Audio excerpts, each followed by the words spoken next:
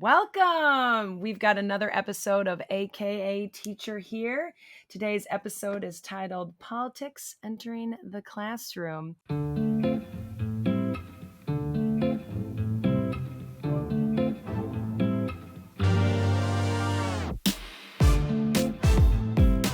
It's me and my buddy Joanna. How's it going, Joanna? Hi, Angie. I'm doing all right.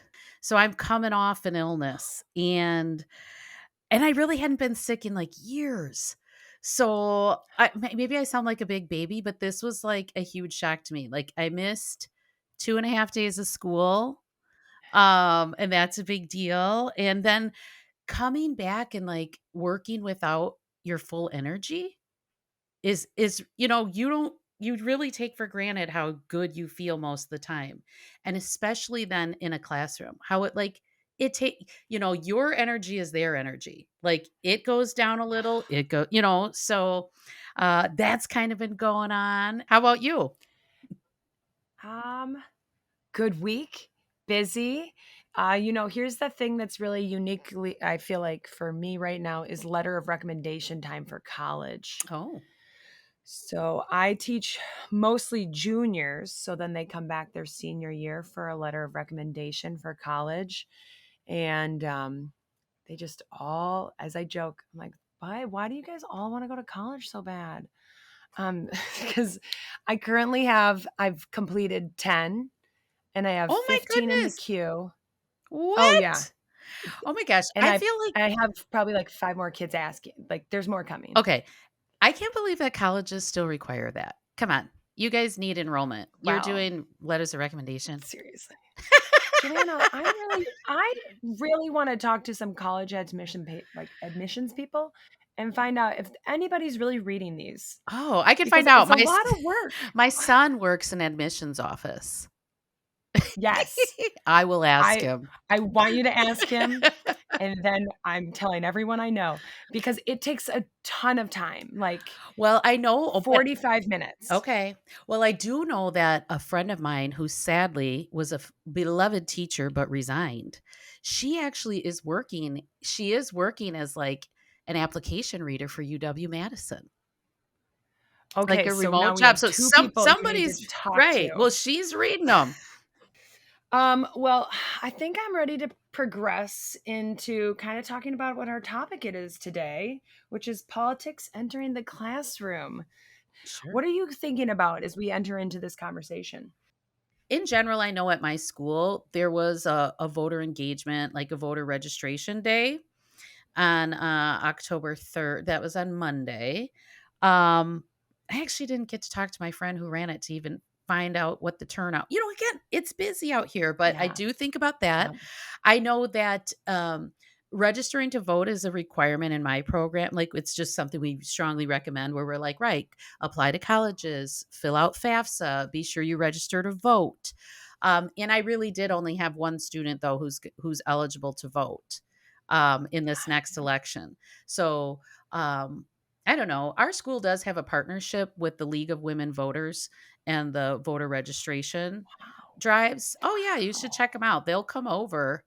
They do it all. They've got great stuff. That's So I awesome. think about that, and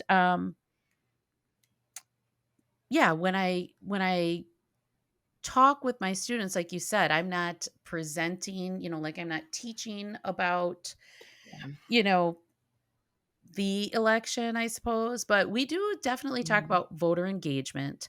And I Yeah. know we had a conversation where the students were surprised by the low number of turnout, where I'm like, you guys realize it's only like 20% of the population. Who even knows for a midterm election? I don't know, like Yeah. how it's not a high percentage of people that actually are engaged in the voting process. That was Yeah. surprising to them.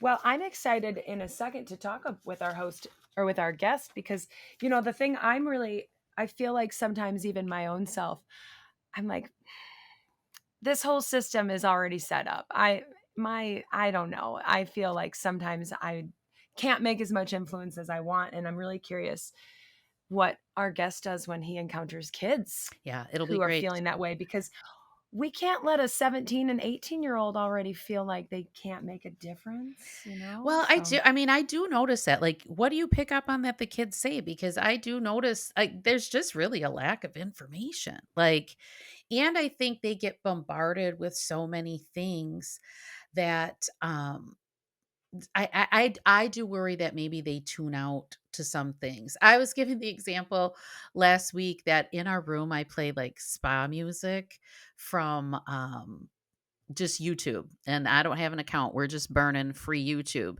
And so it's like all peaceful, and then all of a sudden it'll be like Ron Johnson, Mandela Bar. It's like these ads will play, and they sound really like "Ugh."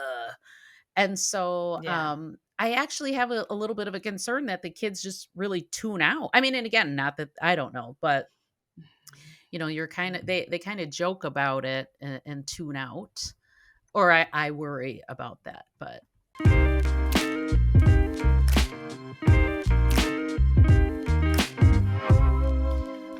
Well, Joanna, do you want to introduce our guest today and get us going on that part? sure. I'm really excited, Angie, because guess what? We have a guest today. What? Yes. That's the first guest, actually. Right. We have the first guest on the AKA Teacher podcast, and his name is Dan Hoppy. And Dan is currently a high school social studies teacher in the Howard Swamico School District. Prior to this year, he taught for 20 years in Stevens Point. So that's interesting, making that career move. But the really cool part is that Dan has been recognized for his efforts to engage students in being active and critical thinkers about civic and political issues. I know, preparing for this interview with Dan, I read some of the articles and was like, oh my God, I just love it. Again, when we see and hear about great teaching. So, Dan, welcome to the AKA Teacher podcast. Thank you. Thank you very much. I'm So, glad to be here. thanks. Did I miss any details when I gave your intro? Is there something that you would add? No, I think that was a great introduction, and I've been doing this for 20 years, and it was interesting to hear your discussion in the beginning, and I think you bring up a lot of valuable comments and thoughts and concerns that teachers Well, have hey, when that's why we were waiting for teaching you to get difficult on. We're situations. like, okay, perfect.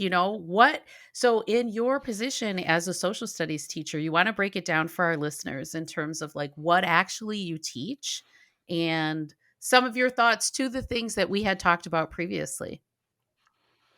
Yeah, for many years I teach in the high school, and have taught a wide variety of different classes, regular U.S. history and advanced placement U.S. history, and then the courses where kids are really interested in politics and government. I teach AP, United States Government and Politics, and AP Comparative Government.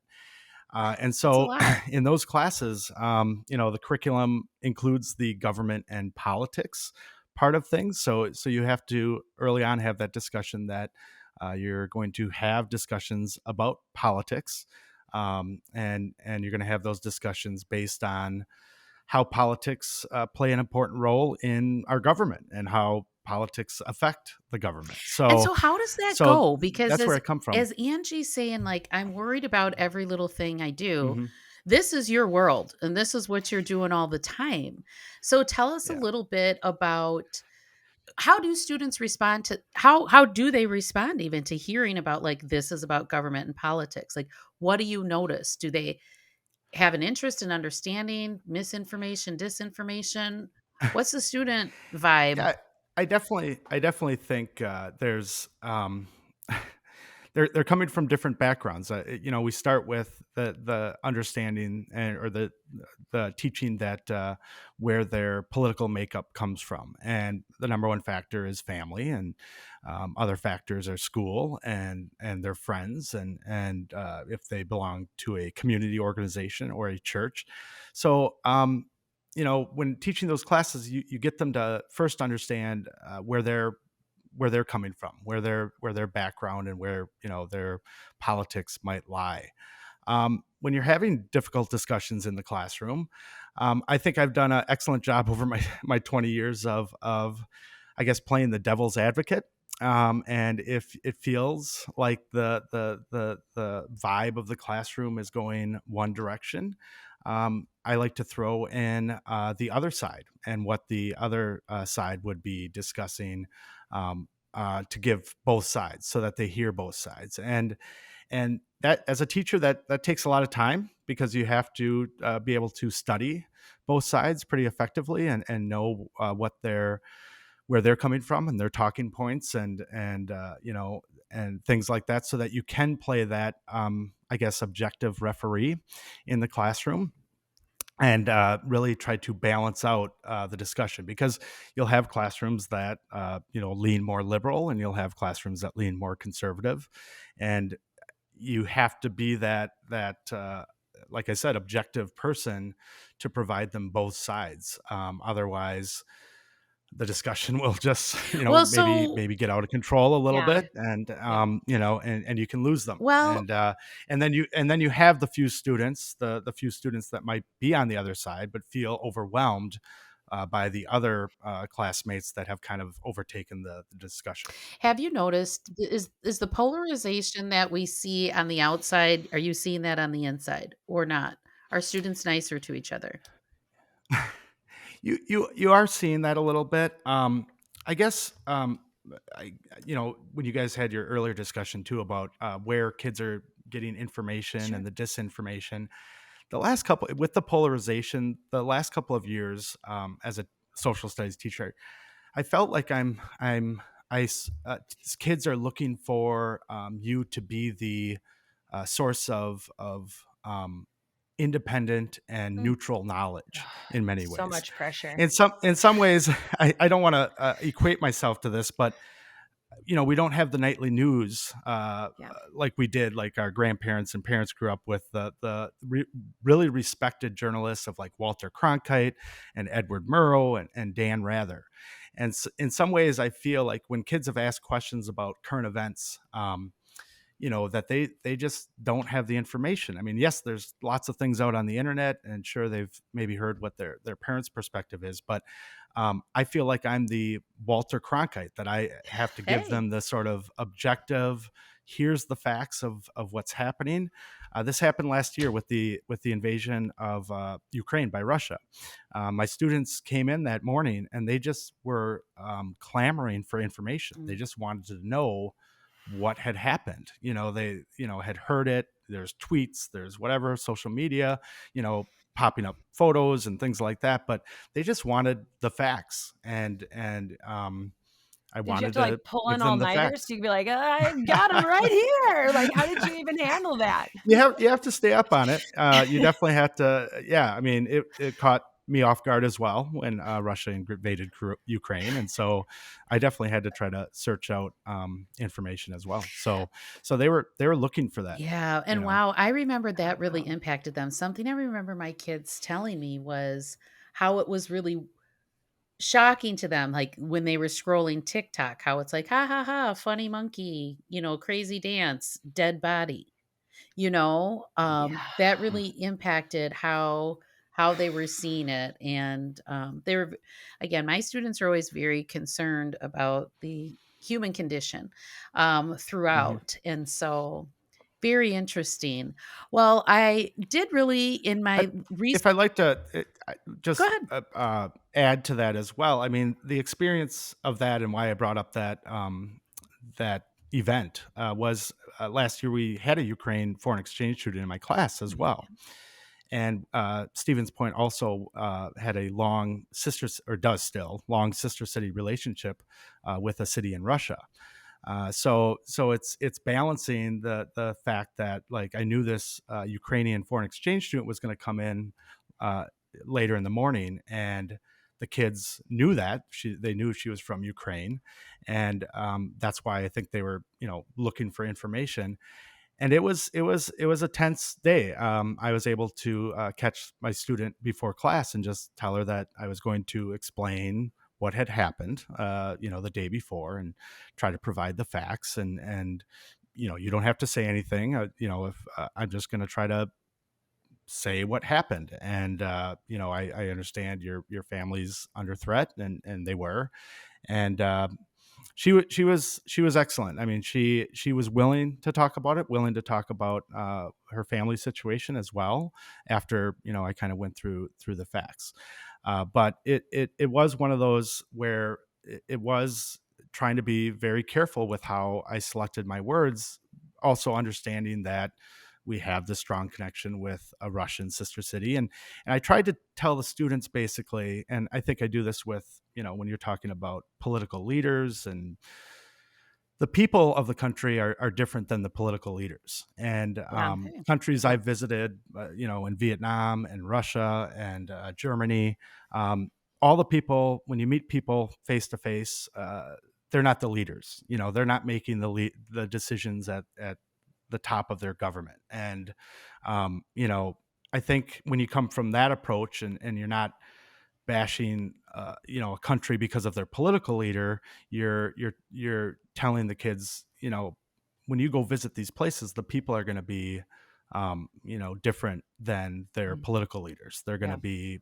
people, and you're going to meet them at heart to heart and things like that, as human beings do. So that's ultimately kind of what happened with that story. That I have a lot of Russian friends when I visited there. So they're Yeah. not they're not Putin. They're not, Right. And what a they're beautiful way they're to their own frame people. that, what a beautiful way to Yeah, I frame have some that. students actually. So the high school I teach at, I'm at Middleton High School, which is down in Madison area.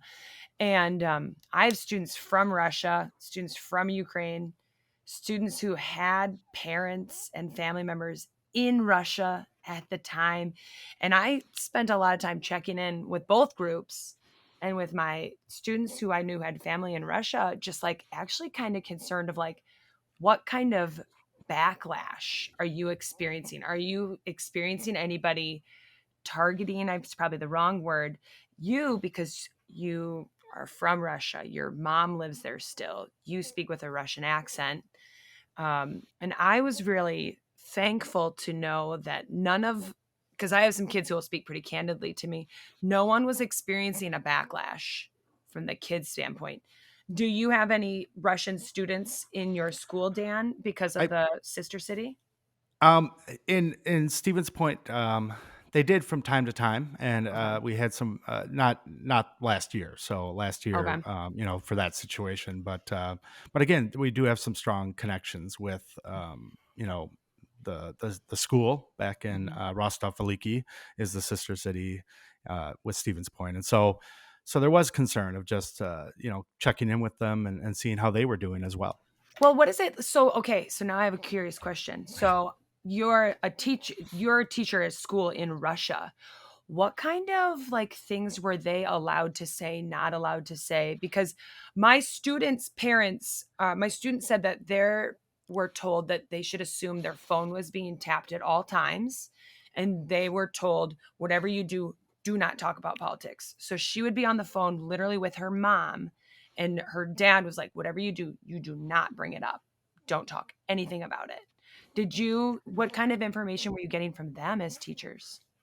Yeah, so the we were meeting quite regularly over Zoom, and meeting with students, and things like that. When the invasion happened, uh, there was sort of a cutoff of communication, a little bit of they were hesitant in doing some more Zoom with students from Stevens Point. So there was a little bit of that. When I visited Russia back in 2009, and stayed with a host family, we talked about politics, I guess, a little bit. It was interesting. One of them was pro Putin, and one of them was pro Medvedev. So, and kind of was anti Putin. So the mother and father were kind of split in their politics, and it was interesting because that's what a lot of American families are as well. As one might be one side, and the other might be the other side. Um, we and I have had the experience of having a exchange student from our sister city in my class as well, taking actually the United States government and politics course. And it's funny that you said something about the phone being tapped, because I believe I asked her a question about, I don't know, President Putin or something that had happened, and she usually was quite open in sharing other things about other topics, but she just kind of stopped, stared at me, and then pointed at her cell phone and just Mm.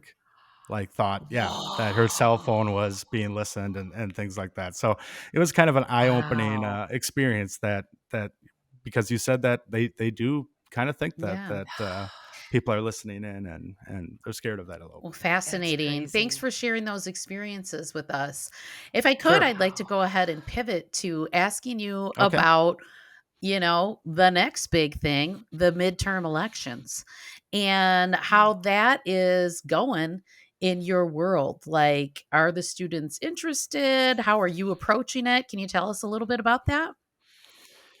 Yeah, the you know, there's I sort of agree with how you guys talked about it earlier. That I think many of them are turning tuning out a little bit about the midterms, and so um, to get them to be engaged voters, I agree that.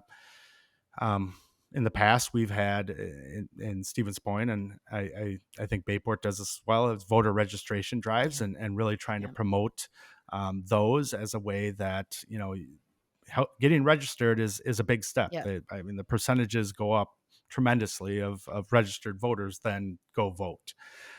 So that's I think an important first step with talking to students about this. Again, if things come up in class, I mean, you have to be that objective referee. You have to realize that a lot of the things that might be brought up in class, and sometimes I haven't heard too much yet this year, moving into November. I mean, we're getting closer, so maybe the next couple of weeks, but Yeah. there may be some student comments that are inappropriate or kind of come out, and you have to realize a lot of times those are coming from different places where they've gained their political culture and their from and what they've heard, where they're coming from, their home and friends and either community groups or other groups and things like that. And so you try to address it if it's inappropriate. You should address it, and try to bring it back to the middle in the sense of I value your opinion. Your opinion is important. But you also have to realize we are in an educational setting that we have to kind of make sure that everyone feels safe and secure in this environment to learn, and you know your opinion is important, but I also want you to think about how you can present it in a way that maybe is less threatening. And so when those instances come up, they do. I mean, kids will blurt out something or say something they've seen on the news, and then kind of take a very politicized stance on it. And as a teacher, you need to step in and you need to make sure that you kind of build that environment that is productive and safe for all your students. If you know other students hear it and are going to feel um, hurt by it. Well, I certainly am appreciative and impressed with the work that you do. I know that you've been recognized for your craft, and that it sounds like you're continually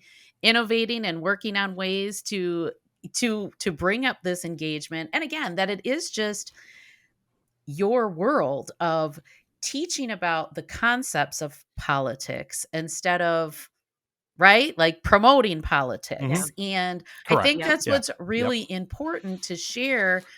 Um, when teachers could maybe be criticized or under attack. That's, I know my social studies friends were like, yeah, we're teaching the concepts. We're not promoting a platform. And right, that's what professional educators do. It's just what we do. And so seeing your record of work and hearing you speak here on the show today, thank you so much. I just really appreciate it. Anything else you would want to add or share with the AKA Teacher Podcast listeners? I, I just would add to that you also approach it as teaching about politics is you're teaching political science. And so there is that science part to it. And I agree with you about the concepts, and you can look at things in a more macro way of how United States politics trends have come and gone, and you teach about that. sure, there's the spark events, and there's the, events that are going to try to, fire someone up, but you take a step back, and we try to look at our American government system from a scientific way of like, generally this is how things go, and generally this is how things go, and this That way or that way, information and would and bum me it's out. I will do Well, that, and like, so well, I I'll talk to my social studies friends and yeah. be like, "Alright, I'm hoping for this," and they're like, "Yeah, it's not gonna happen." Yeah. Well, I get that's my curiosity too, coming from kind of like a not like I know I'm a science teacher. I don't have a lot of a political um curricula in my world. But when you think back, so you started in 2002, right? correct. So like Yep. 2002 you, then like let's go 2012 you, and then like now, how has your like teaching or your approach to teaching some of these current events, because there's been a lot over the course of 22 years. You were just right after 9/11. You have the hmm election of your first black president, so hmm many things. How have you like juggled, like how have you changed, do you feel like, as an educator over that time? Well, for teaching like politics, and I just said it's a science. The last 3 4 years, the science has kind of been turned upside down on its head a little bit, right? With the election of Donald Trump was different. Was definitely a lot of the trends and how people kind of saw that. But then you could also look at it and say, I mean, it was a movement of populism, and people were looking at wanting someone different, wanting an outsider, right? So there were predictions as well within that. You know, uh, the change has been. I think I've just become more versed in a lot of different politics, in the sense of I've learned a lot from politics on the side that I don't agree with.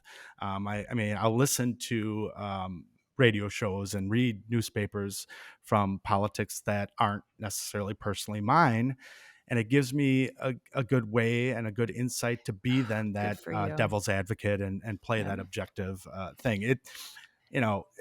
And maybe I probably got, so 20 years ago I probably got more fired up about reading things from maybe the Uh-huh. other side of my politics, but now I think I take it more as this is good information, this is good to understand, it's good to understand the other side.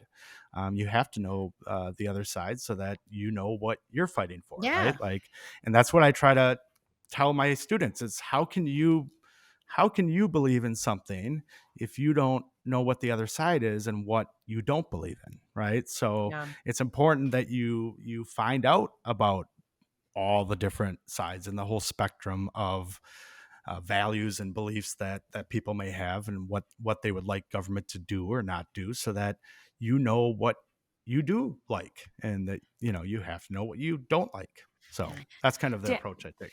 Dan, have you ever had, I feel like this would be the ultimate honor. Have you ever had any students become a politician?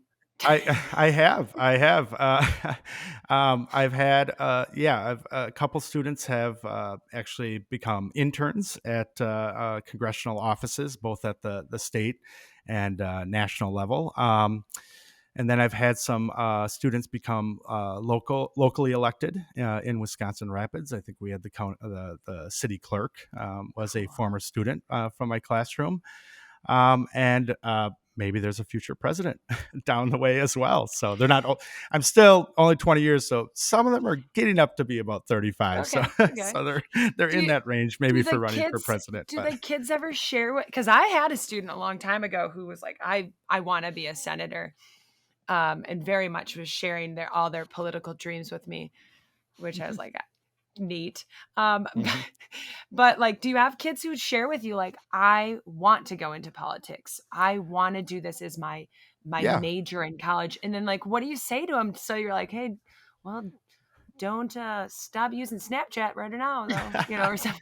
Yeah, yeah, you have to definitely bring that up. Yeah, I've had some that have definitely expressed that, and you know, I thought I was going to go into politics too. I went to UW Madison, and I worked at the state capitol as a messenger, and I then kind of saw like kind of the grittiness and dirtiness of politics too, and I'm like, maybe I'll become a teacher instead, and help others. So, But I've had ones that said, "Yeah, I want to do that," and they've kind of many of them have gone similar paths where they major in political science. But I've had I just a couple off the top of my head. One student that became part of a nonprofit, an international nonprofit. She took her political science background and her Spanish major actually, and worked in the nonprofit, a really kind of awesome nonprofit that goes and helps, poor areas around the world and things like that. And then another student that went to George Washington and again interned in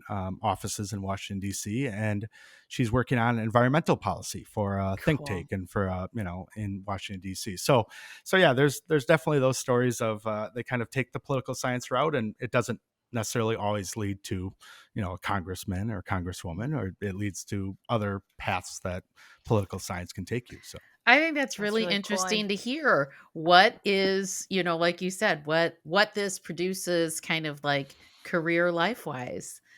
That's hmm cool. Yeah. yep, Dan, I also just got to make sure that we formally shout out 2019 Wisconsin History. History Teacher of the Year. sure, yep. Oh, You got to Is yeah. it say the it. Do wonderful you have a honor? Yes. trophy? I think it might have been a plaque, Plaque. or It's a it's. plaque. I recently moved, and I believe all the awards are in the garage, packed away. So I Very haven't. Wow. special, very I'm trying special. to minimize my life and not unpack everything that I packed up Mhm. from a house and moving to an apartment. So, Mhm. But what an Well, honor, and we appreciate yeah. having you well, thank you. share all that awesomeness with us here. All right, thank you. Yeah.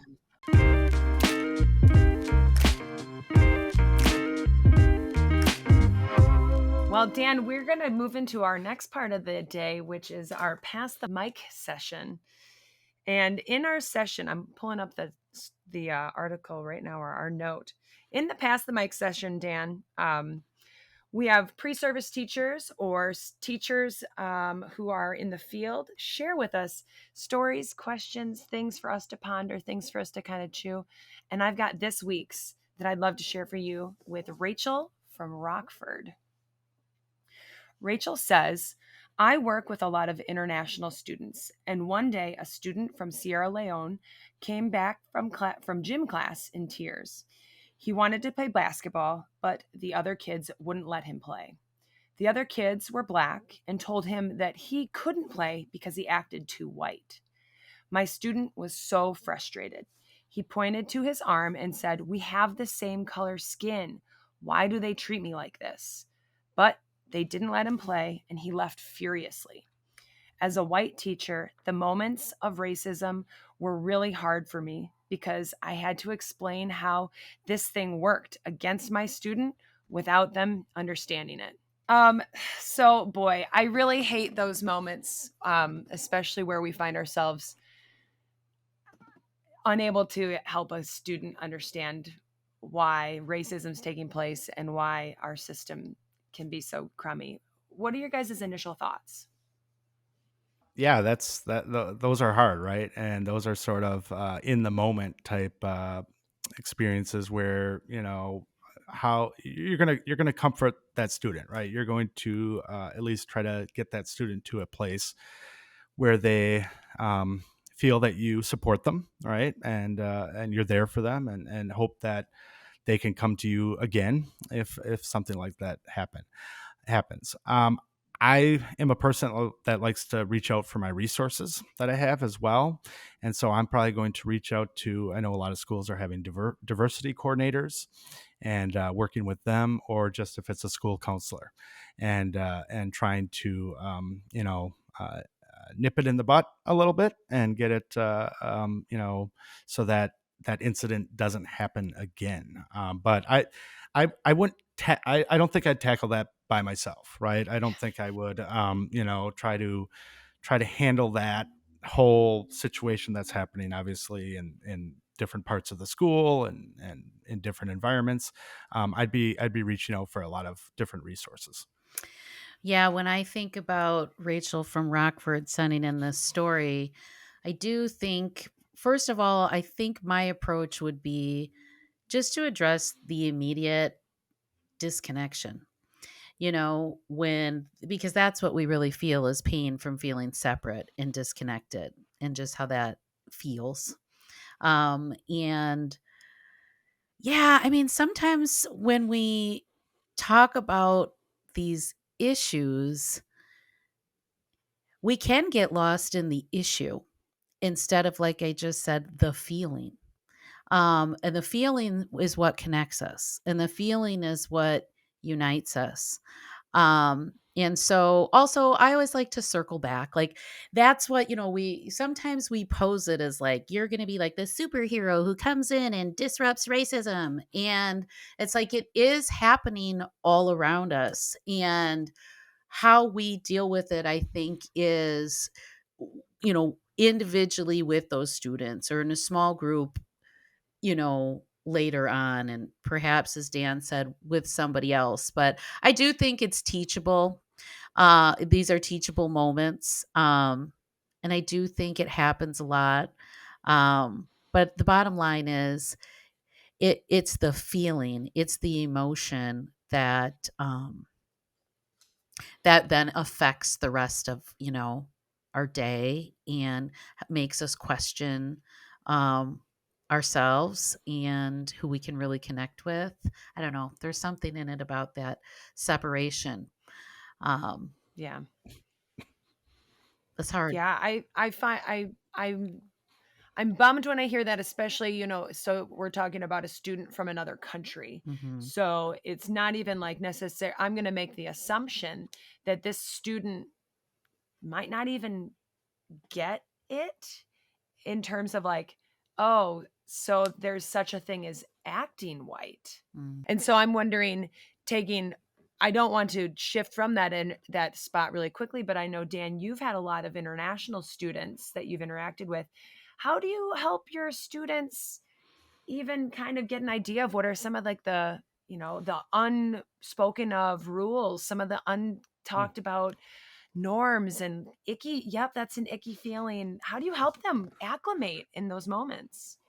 Yeah, that I mean, it's that's a cultural thing, right? And I like traveling internationally, and when you walk into a new country, how you navigate those social norms is you have to watch what's kind of going on, right? You have to kind of look around and see what's going on. But a lot of the international students I've been able to interact with in the classroom is because they've been part of my U.S. history course or an AP U.S. history course, and so it's fascinating to have them provide their insight when teaching about our very complex American history that includes obviously a long period of where people were enslaved, right? Human beings were enslaved, and how that has played a major factor in a lot of things that have affected our history. And so I think that's kind of been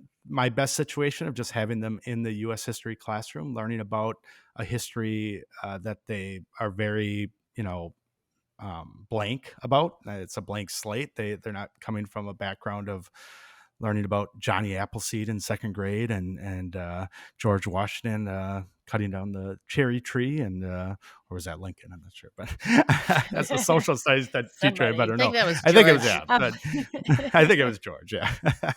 So they don't come from that background of hearing all those American history stories growing up, and they can provide some unique insight. But helping them with the social norms, it's just the norms of how to, it's a lot of my students have just been good about like keeping their eyes open and interacting and just seeing how things kind of work. Well, Dan, thank you so much for kind of sharing your thoughts on that. Joanna, have you had very many international students in your career, in your time at your school? No, I would say Yeah. no. Mm-mm. I've had a few, and so it is very much, I feel like you're kind of, I actually, in some ways, have like these moments where I feel like I'm almost mothering too much, as I'm like, Oh. so this is what a homecoming dance Oh. is. Let me explain to you a corsage. But yeah, I feel like when we have international students, sometimes We want them to have a really good experience. And so we might find ourselves overcompensating for all the help we want to give them. And maybe we should kind of instead point them in the directions of student leaders, other adults who can support them, and some of the supports there beyond just one person having to shoulder it all. Well, guess what, friends? It's already time to wrap it up. So, thank you so much, Dan, for being here. Thank you, Angie, for engaging. And most of all, thanks to our audience for listening. We would like to put out there, though, a request for stories and questions. We'd like pre service and early career teachers to write us with questions about any aspect of teaching. We also like to receive interesting stories from the classroom from current teachers. You can record a voice memo or type it up and send it to education@pbswisconsin.org with AKA teacher in the subject line. Please go ahead and visit our podcast website at pbswisconsineducation.org/aka teacher to find helpful resources connected to today's episode. Take care, everybody, and we'll see you next time.